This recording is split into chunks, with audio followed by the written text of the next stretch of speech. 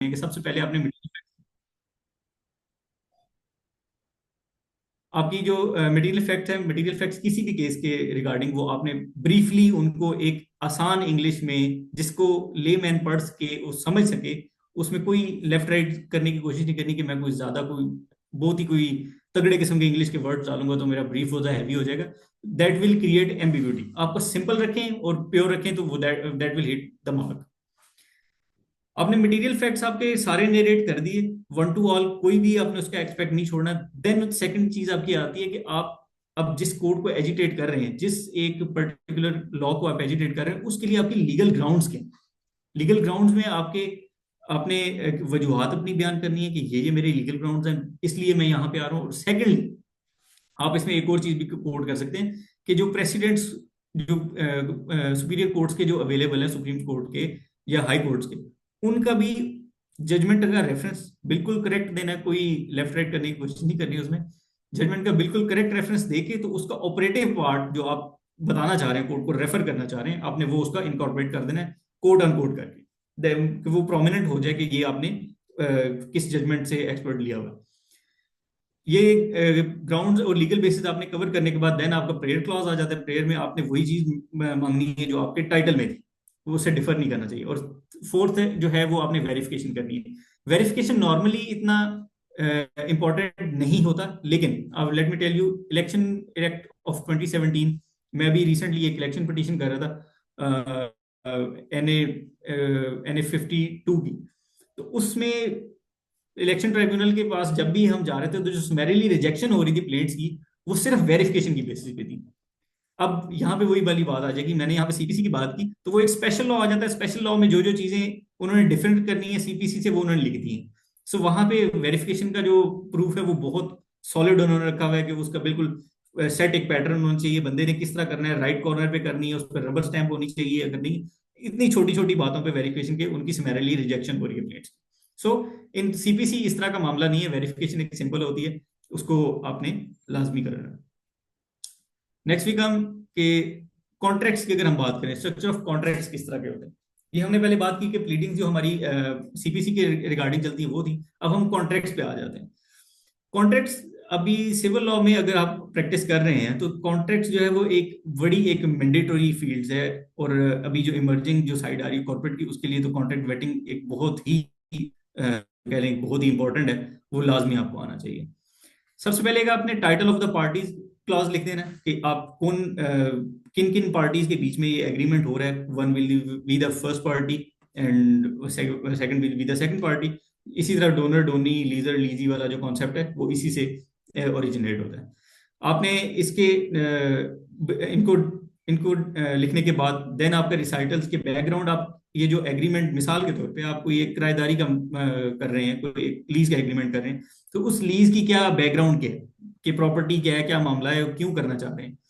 Then फिर definition clause. Definition clause के किसी किसी जो है ना, अगर कोई आपने कुछ एक वर्ड यूज किया है मिसाल के तौर पे कोई सिक्योरिटी वगैरह, तो इस तरह की सारी चीजें आपने उस डेफिनेशन क्लॉज के अंदर मेंशन कर देनी है। सारी चीजें इसके अंदर।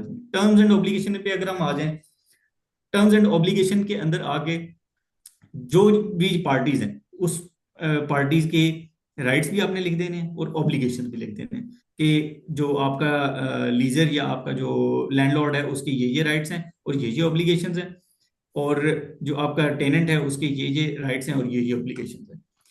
फोर्थ एंड विच इज जो सबसे इंपॉर्टेंट है, ब्रीच एंड रेमेडीज। ये जनरली लोग ओमिट कर जाते हैं कॉन्ट्रैक्ट ड्राफ्ट करते हुए। ब्रीच एंड रेमेडीज आपने लाजमी लिखनी, क्योंकि if there is a contract there is a high possibility कि वो कॉन्ट्रैक्ट ब्रीच भी हो जाए एट द वर्ड ऑफ ये, क्योंकि पार्टीज की अपनी स्वाब्दी होती है कि वो उसको आगे करना चाहें कैटर या नहीं करना चाहें। बट जो कॉन्ट्रैक्ट ड्राफ्ट होना चाहिए उसमें ब्रीच और रेमेडीज लाजमी होना चाहिए। Remedies should must be available for both. if we talk about the rental, then for remedy must be available for the tenant and the landlord as well। किसी एक बंदे के लिए सब कुछ नहीं होता।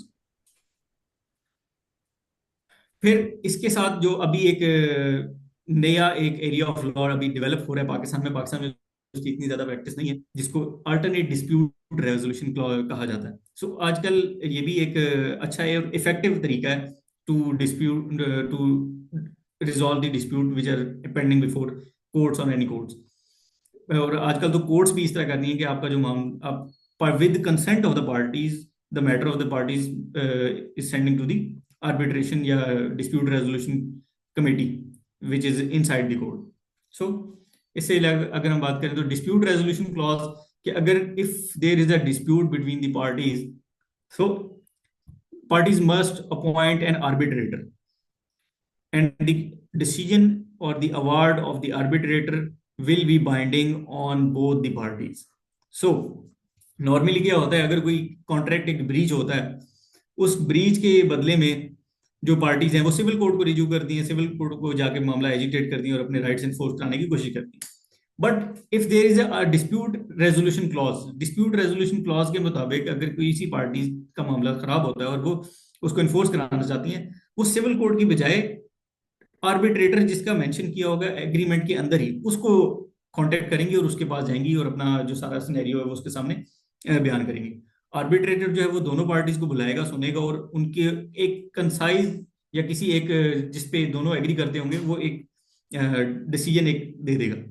That particular decision will be binding on both the parties और that will be enforceable by the high court of that province. हम देखते हैं बहुत सारी आजकल, अगर आप में से कोई हाई कोर्ट का प्रैक्टिस करता है तो हाई कोर्ट में आजकल काफी सारी इंटरनेशनल आर्बिट्रेशन अवार्ड भी जो इन्फोर्स होने के लिए आए हुए हैं वो वहां पे पेंडिंग हो रहे होते हैं। सो इस तरह के मामले चलते रहते हैं और इसलिए डिस्प्यूट रेजोल्यूशन क्लॉज भी आजकल एक नया एक अच्छा सेटअप है और एक कॉन्ट्रैक्ट को और पार्टीज के जो राइट्स हैं उनको इन्फोर्स कराने के लिए without going to the court एक अच्छा वे आउट है।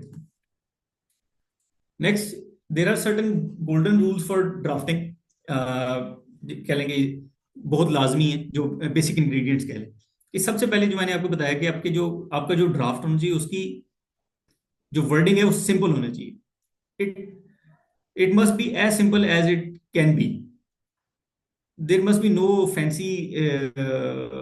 fancy words and fancy sentences like draft must be written by the मलयाली लोधी, इस तरह की बात नहीं होनी चाहिए कि एक प्लेन और एक लेमैन को भी पढ़े तो उसको समझ आनी चाहिए। सेकेंडली, शॉर्ट सेंटेंसेस होने चाहिए। आप अपने सेंटेंस को शॉर्ट रखें और उसके अंदर अपनी पूरी बात को कंप्लीट कर दें। फिर जो आपका पूरा ड्राफ्ट है उसके अंदर कंसिस्टेंसी लाजमी है कि आप एक चीज को बात कर रहे हैं फिर एक चीज के बाद बिल्कुल लास्ट पे नहीं चले जाते, उसको सिस्टमैटिकली आप लेकर आ रहे हैं और अपनी पूरी बात को कोर्ट के सामने रख रहे हैं। Then third is very most कि आपने अपना जो ड्राफ्ट करना है वो एक्टिव वॉइस में करना है, उसको पैसिवली नहीं करना, एक्टिव वॉइस में प्रेफर करना है। और थर्ड जो है which is again very important because human error का जो है वो चांस हमेशा रहता है, तो आपने जो अपना ड्राफ्ट है उसको प्रूफ रीड भी लाजमी करना और मल्टीपल टाइम आपने रिव्यू करना है before filing before the court और एनी कंसर्न अथॉरिटी। नेक्स्ट, हम common mistakes with the students, we also are I'm also a student of law और हम लोग भी गलतियां करते हैं, गलतियां कर करके सीखते हैं। तो ये कॉमन एग्जांपल है जो मैंने देखी, जो मैंने खुद भी शायद की होंगी और अभी भी अपनी गलतियों को केटर करने की कोशिश करते हैं। सो सबसे पहला जो है कि कॉपी पेस्ट विदाउट अंडरस्टैंडिंग, कि आपने कुछ देखा, मिसाल के तौर पे आप कुछ आपने कोई जजमेंट खोली, you are finding a matter on recovery of damages, आप और आपने नहीं देखा कि जजमेंट के अंदर लिखा गया है और बस आपको वर्ड नजर आया रिकवरी और डैमेज, आपने वहां से कॉपी किया, पेस्ट किया, ड्राफ्ट में डाला, आगे जाके वो पता नहीं कि वो आपके वो जो पूरी जजमेंट थी वो आपके अगेंस्ट थी, आपने ये नहीं देखा। सो इस बात का आपने लाजमी अपने जेहन में रखना है कि जो भी चीज आप किसी भी चीज को कॉपी करना चाह रहे हैं तो आपने पहले उसको थॉरोली देख लेना है कि ये आपके केस के साथ मिलती भी है या नहीं, ये उल्टा आपके खिलाफ तो नहीं चली जाएगी। First thing, over use of Latin and legal jargon या प्रेसिडेंट्स, लीगल मैगजिम, सॉरी, लीगल मैगजिम को यूज करना ठीक है बट एक हद तक, मल्टीपल, ऐसा नहीं कि आपके एक ड्राफ्ट के अंदर को 5-6 लीगल मैगजिम जा रहे हो, ऐसा तो नहीं हो सकता। एक आधा दैट विल बी गुड, लेकिन उसको भी आपने इलेबोरेट करना है कि आप अपने वाले केस पे लगा किस तरह रहे हैं, सिर्फ उसको डाल देना काफी नहीं है, आपकी उसके साथ जो रिलेट आप कर रहे हैं वो कैसे कर रहे हैं, that is very important. Third, long paragraph. आपकी अगर मिसाल के तौर पे when you are briefing the facts to the court, facts में ये होता है कि नॉर्मली लोग पैराग्राफ बहुत लंबे लंबे कर देते हैं, मतलब एक पैराग्राफ जो लीगल पेज पे पूरे एक पेज पे आ रहा है या दो पैराग्राफ्स आ रहे हैं तो वो बहुत ज्यादा हेक्टिक हो जाता है, आई फ्रेंडली ही नहीं रहता। तो आप अपनी बात को जो है वो छोटे छोटे पॉजेस लेके उसको कंप्लीट करें। सो एक पेज पे आई वुड से कि 3 to 4 paras are enough on a legal page. तो लॉन्ग जो पैराग्राफ है उनसे थोड़ा बचना चाहिए। फिर अपनी जो एविडेंस है वो आपने प्लीडिंग्स का हिस्सा नहीं बनानी, बट उसका रिलायंस आपने पूरा अपनी प्लीडिंग्स के ऊपर लाजमी देना है। और थर्ड फोर्थ एंड लास्ट जो है उसमें आपका जो प्रेयर क्लॉज है वो आपका बहुत ही आपने प्रिसाइज प्रेयर मांगी, बिकॉज आपके पास सिलेक्शन होता है मल्टीपल रिलीफ में से ऑप्ट करने का। सो अगर आप एक रिलीफ को ऑप्ट करते हैं और बाकी सारे को लेट गो करते हैं, तो बाद में फर्दर आप किसी स्टेज पे जाके किसी और रिलीफ को दोबारा से नहीं मांग सकते। आपने कोर्ट ने सिर्फ आपको वही चीज देनी है जो आपने कोर्ट से प्रे करनी है। ड्राफ्टिंग टेक्निक्स में आए, पहले वाली वही वही बात कि नंबर्ड पैराग्राफ आपने करने, उनको सीक्वेंस वाइज लेके चलना है। और लॉजिकल सीक्वेंस ऑफ फैक्ट्स, आपकी जिस तरह स्टोरी नरेट हो रही है कि पूरी चेन ऑफ इवेंट्स आपकी कनेक्ट हो रही है, उस तरह आपने उसको लेके चलना है। देन हेडिंग्स एंड सब हेडिंग्स, कि आपने अगर कोई एक इंपॉर्टेंट बात है और वो एक पैरा के अंदर नहीं आ रही, उसके अंदर मल्टीपल पैरास बनते हैं, तो आपने उसको उस तरह लेके चलना है, उसकी सब हेडिंग्स और मल्टीपल सब हेडिंग्स उसकी कर लेनी है। फिर अगर कोई टर्म्स आपने मेंशन की हुई है कॉन्ट्रैक्ट के अंदर जो ऑर्डिनरी प्रूडेंस में समझ आने वाली नहीं है, तो मस्ट आपका ये है कि आपने अपने ड्राफ्ट के अंदर उन टर्म्स को पहले डिफाइन लाजमी करना है। और फोर्थ एंड वो फिर वही है कि क्लियर एंड स्पेसिफिक रिलीफ आपने जो है वो सॉर्ट करना है, कि जो आपके माइंड में क्लैरिटी होनी चाहिए what you are asking from the court, और आप क्यों मांग रहे हैं और किस लॉ के तहत आपने मांग रहे हैं। एथिकल रिस्पॉन्सिबिलिटी की बात करें तो क्लाइंट और अटॉर्नी की एक्यूरेसी और ऑनेस्टी आपने अपनी वो कायम रखनी है। कोई भी जो है आपने मिसलीडिंग जो है वो स्टेटमेंट आपने नहीं देनी अपने ड्राफ्ट के अंदर टू द कोर्ट, जैसे कोर्ट किसी एम्बिग्यूटी के अंदर जाए या कोर्ट किसी चीज पे अनक्लियर हो जाए। सो आपने अपनी हद तक हतल इम्कान ये कोशिश करनी कि आपके फैक्ट्स और आपका जो ड्राफ्ट है वो बिल्कुल शीशे की तरह कोर्ट को क्लियर चीजों को करना। क्लाइंट कॉन्फिडेंशियलिटी आपने वो ये भी सिक्योर रखनी है, और compliance with professional conduct and rules. A lawyer must be go always by the book. तो लॉयर जो है वो लाजमी, उन पे तो ये लाजमी है, बार भी उनके ऊपर ये है कि एक और बात की जाती है कि at bar we are stating that we are doing our conduct professionally. So ये जैसे किसी भी एक विटनेस से हम लेते हैं एफिडेविट या ऑन ओथ स्टेटमेंट लेते हैं कोर्ट में, तो लॉयर के लिए बिल्कुल वो बात, वो एट बार स्टेट वाली उससे ज्यादा इंपॉर्टेंट वाली आ जाती है, उससे ज्यादा सैंक्टिटी उसको अटैच हो जाती है। सो अपनी जो कंप्लायंस है वो प्रोफेशनल कंडक्ट जो आपने वो अपना बिल्कुल फिट रखना है। प्रैक्टिकल ट्रेनिंग टिप्स में अगर आ जाए तो सबसे पहले आपके पास लीगल ड्राफ्टिंग के लिए आपके पास नॉलेज जो है ना वो फर्स्ट फर्स्ट स्टेप है। फर्स्ट स्टेप नॉलेज आपने कैसे लेना है, नॉलेज आपकी जो ऑलरेडी कुछ अच्छी प्लेट्स लिखी हुई हैं वो आप उनको रीड कर सकते हैं। अच्छी जो जजमेंट्स, जो रिपोर्टेड जजमेंट्स हैं सुप्रीम कोर्ट की या हाई कोर्ट्स की, आप उनको उनको रीड करें। बिकॉज एक जजमेंट का जो सेट है ना, जो एक वेल ड्राफ्टेड जो जजमेंट होती है रिपोर्टेड, उसमें ये होता है कि सबसे पहले वो इशू को डिस्कस करते हैं, नीचे कोर्ट्स ने क्या फैसला किया उसको डिस्कस करते हैं, फिर पिटिशनर की साइड से ये आर्गुमेंट से उनका ये मामला था, रिस्पोंडेंट की साइड से ये आर्गुमेंट से उनका ये मामला था, देन उसके बाद ऑपरेटिव पैरा आता है जिसपे कोर्ट अपना वर्डिक्ट सुनाती है। So it is a well drafted judgment, और इसको अगर आप रीड आउट करते हैं multiple time with the passage of time, आपके पास नॉलेज जो है वो बेसिकली गेन होना लग जाता है, और इवेंचुअली आपका जो ड्राफ्ट है वो अच्छा होने लगता है। सिंपल ऐसे ही है कि आपकी जो गन है उसके अंदर बुलेट्स आपने कलेक्ट करनी है, बुलेट जो है वो आपने जजमेंट्स के अंदर से कलेक्ट करनी है। फिर सेकंड इसमें आ जाए, इसमें बात करें practice drafting suits and agreements. कोई भी चीज है ना उसको सिर्फ आप पढ़ के उतना अच्छा नहीं कर सकते जब तक आप उस पर खुद प्रैक्टिकली इन्फोर्स नहीं कर उसको खुद प्रैक्टिस नहीं करते। सो अगर आप अच्छी प्लीडिंग करना चाहते हैं, अच्छे एग्रीमेंट्स ड्राफ्ट करना चाहते हैं, तो यू मस्ट स्टार्ट समवेयर। आप किसी जगह स्टार्ट करें, पहले अपना एक ड्राफ्ट जो है उसको रेडी करें, देन आप उसको किसी एक अपने सीनियर को चेक करवा सकते हैं। अगर आपके पास सीनियर अवेलेबल नहीं है तो एआई तो आजकल हर किसी के पास अवेलेबल है, उसको आप उसकी स्नैपशॉट लें and put in the chat GPT and ask the suggestions, he will tell you all that. Secondly which is very important, practice in moot courts. हर कॉलेजेस में आजकल मूड कोर्ट्स का काफी एक रुझान चल चल पड़ा है, which is very good. So उसमें आपको मैक्सिमम पार्टिसिपेट करना चाहिए। You get to know the actual knowledge, you get to know the actual cases, how to plead, how to argue, how to draft, everything is. Third and last which is a seek a mentor feedback regularly, कि आप अपने जो seniors जिनको आपने join किया आप उनकी भी या किसी भी सीनियर लॉयर की आप गाइडेंस ले सकते हैं. He will never say never to you in that particular manner. Last पे अगर आए, then drafting is a lawyer's primary weapon. आप जब किसी भी इशू में जज साहब के पास जाते हैं, तो जज साहब के पास जाकर आपके पास दो चांसेस होते हैं अपने मामलात को, अपनी साइड ऑफ स्टोरी को नरेट करने के. First is when you write the complaint और when you write your draft. That is your first chance कि आप उसमें थॉरली अपने साइड ऑफ स्टोरी को, फैक्ट्स को, लॉ को, ग्राउंड्स को, सबको नरेट करके जज साहब के सामने आप प्रेजेंट करें. And secondly is when you go before him to argue that particular case. So argue करते हुए हो सकता है कि आपके ऊपर कुछ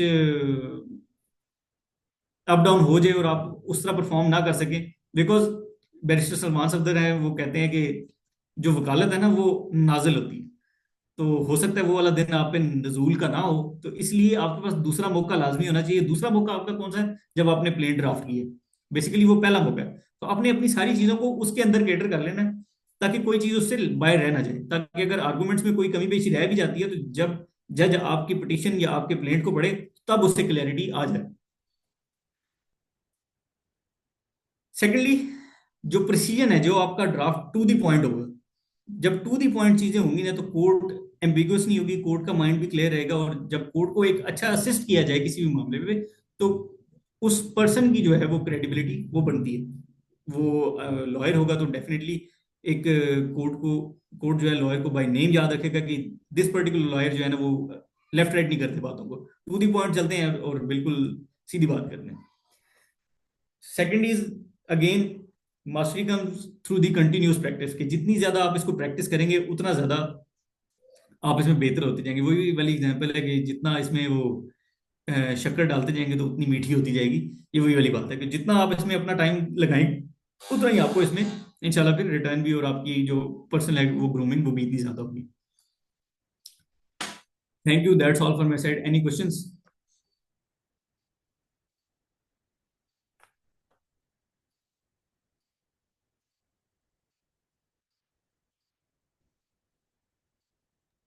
Yes, Hamda, please go ahead. Okay, sir, I have one question. I am currently working on international law mode और उसके अंदर में ड्राफ्टिंग के अंदर मुझे एक इशू ये आ रहा है कि समटाइम्स लॉ लॉ को जब देखते हैं, एक एक मैं एआई यूज कर रही हूँ. आई नो कि केस लॉज क्या है, केस लॉज मैंने पढ़ लिए हैं. उसके बाद मैंने, लेकिन मैं बात ये काम ये कर रही हूँ कि I am making my draft with the help of AI. So is it fine? तो अगर फाइन है तो किस हद तक है, और कहाँ पे एरर्स आ सकते हैं, और किन की चीज़ों का ख्याल रखना होता है? ये क्वेश्चन है मेरा. और फॉर इंटरनेशनल मूड्स हमें किस तरह जज को जाके बात करनी होती है, मतलब कि ड्राफ्टिंग किस तरह की होनी चाहिए उसके अंदर कि it makes us win that case. मतलब कि इंटरनेशनली हम जब लिख रहे हैं, इंटरनेशनल ड्राफ्टिंग जब कर रहे हैं, उसके अंदर स्पेसिफिकली कैसे ड्राफ्टिंग करनी होती है? इंटरनेशनली भी बेसिकली बेसिक जो रूल्स हैं फॉर लिटिगेशन, और वो सेम ही हैं. कि सबसे पहले आपने कंसाइज अपनी बात को करना है. आपको पता होना चाहिए कि आप जो चीज मांग रहे हैं कोर्ट से, कोर्ट वो पर्टिकुलर कोर्ट उस रिलीफ को देने की अहल भी है या नहीं, तो उस कोर्ट की जुरिस्डिक्शन में है या नहीं. थर्डली, अपनी जो आपका जो स्टांस है उसको कंसाइज और टू दी पॉइंट रखें. और उसकी अगर बेटर आपने अंडरस्टैंडिंग करनी है, तो इंटरनेशनली जो है वो कोर्ट्स की वेबसाइट पे भी ड्राफ्ट्स अवेलेबल होते हैं, तो आप उनको भी रीड आउट कर सकते हैं और देख सकते हैं कि थ्रू प्रॉपर गाइडेंस. और एआई में जो है वो एआई को यूज डेफिनेटली करना चाहिए. जो लोग कहते हैं कि जी एआई जो है वो नहीं यूज करना चाहिए, वो चीजें खराब लिख देता है, तो डेफिनेटली अगर वो खराब लिखता है तो उसको ह्यूमन टच की जरूरत है. आप उसको यूज करें, देन उसको अपने बिलीफ और अपने नॉलेज के मुताबिक उसको सेट करें, तो that will be a win for you. Okay, thank you so much.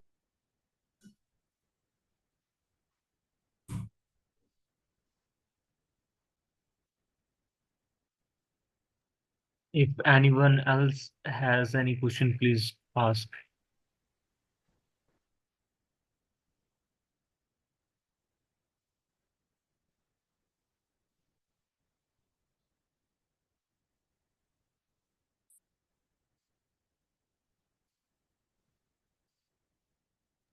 Okay, Haris, you can summarize the session then. So in the last I would say कि लीगल ड्राफ्टिंग जो है वो एक लॉयर को सबसे पहले सीखनी चाहिए। Definitely it's a slow process, learning process है, तो इसमें टाइम लगता है। मुझे भी लगा, आप लोगों को भी लगेगा। एक ओवरनाइट जो है वो आपको सीखने वाली चीज़ नहीं है।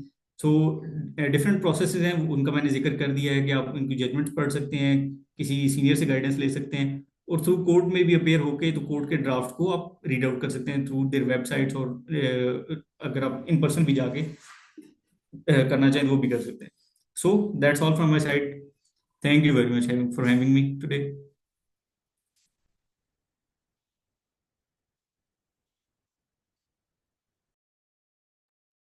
Thank you, Harisvi. The attendance link would be shared in the chat and the code is also there. Please fill out the attendance. Thank you. Thank you very much. Signing out.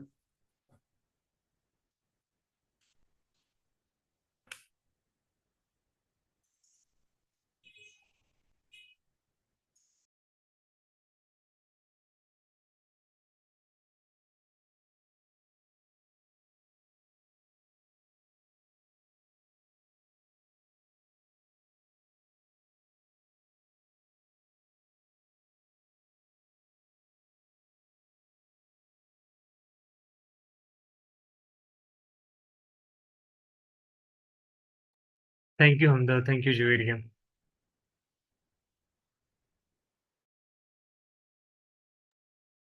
Most welcome, sir. No issues. Sir, shall we leave? Yes, I'm ending the meeting now. Thank you.